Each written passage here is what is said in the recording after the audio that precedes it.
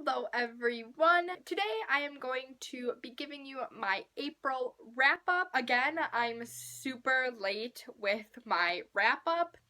I feel really guilty about it again. I hopefully won't make a habit of this, but you never know. Next week is finals, so I'm super stressed out about that. And I knew that this would be the only time I could film it, and I probably won't even get it up until after finals. Who really knows? Hopefully I can get it up before then, but I probably should be studying instead of doing this. But I wanted to film this and get it out of the way. I've only read 3 books this month. One of them was a pretty big book. Honestly, I was playing the Witcher video game, Witcher 3, that just came out. I was playing that more than I was reading. I finished the game already, so I can read more now. But that's kind of what took up my time, which is mostly why I only read 3 books. But for the most part, I really enjoyed all of the books I read. That was a super long intro, so without further ado, I'm gonna start with my April wrap-up. The first book I read in April was King's Rising by C.S. Pact. I'm really upset because I ripped the corner of it right here. These covers are so pretty, but what you gonna do about it? Anyway, I really enjoyed this book. This is the 3rd book in the Captive Prince trilogy. I talked about the first 2 books in my March wrap-up.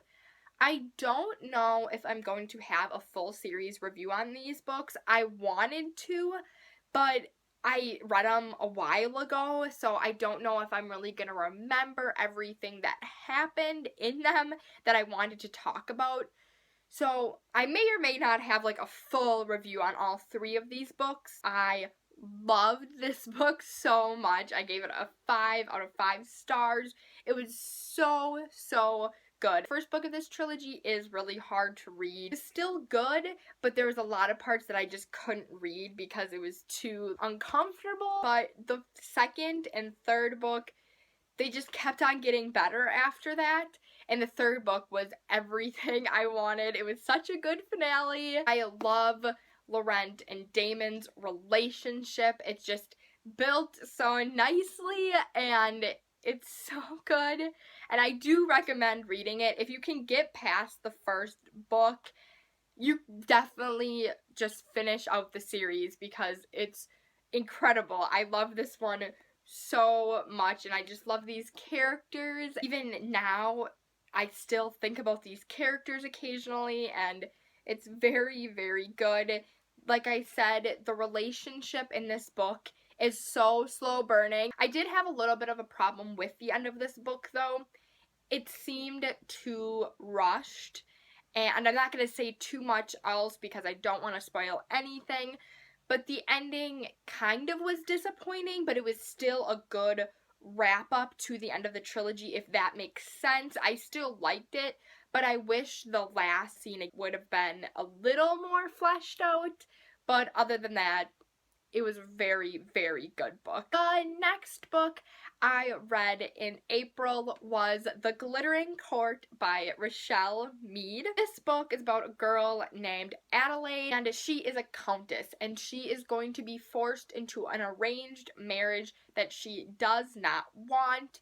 And so she disguises herself as her servant and she goes into what is called the Glittering Court, where they take impoverished women and make them and teach them how to be and act like countesses, and then they get to choose who they want to be married off to. That's basically the premise of this book.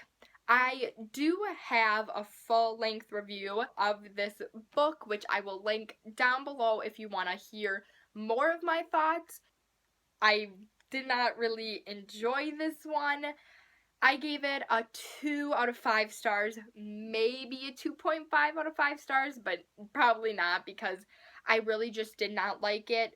The characters were really dull. One of the main problems I think that I had with this book is that I didn't like the characters. The main character, Adelaide, was really boring in my opinion, and her love interest was also very boring. I did not like their relationship at all. I wasn't waiting and hoping that they would get together by the end. I really didn't care. I think that's kind of why I didn't like this book. If you want to read it to get your own opinion, I know there is a few people out there who do like this book. So if it kind of sounds something that's up your alley, I would try it and check it out. But I personally wouldn't really recommend it. And if you're looking for something like Vampire Academy, which she also wrote, I would not pick it up because of that, because it's nothing like Vampire Academy. I just wasn't a huge fan. And the last book I read in April, which is one of my top books of this year, that is A Court of Mist and Fury by Sarah J. Maas.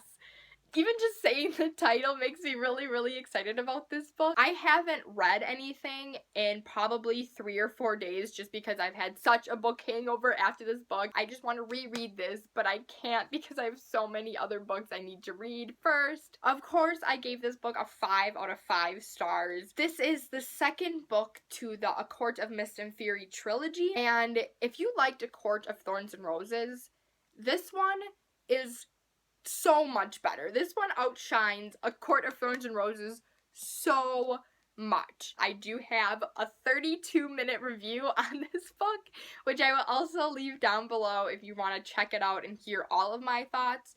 But I literally just gushed over this book because it's so good. I can't express enough how much I love this book. So I did get a copy of this book early as well. That's why I read it in April, not May. Just read it, please. You will not be disappointed, I promise. So here are all of the books that I read in April. It wasn't a huge reading month for me, but now that it's going to be summer, I'm going to be reading a lot more, hopefully. Thank you so much for watching. If you like this video, please give it a thumbs up. If you want to subscribe to my channel, please feel free to, and I will talk to you next time. Bye!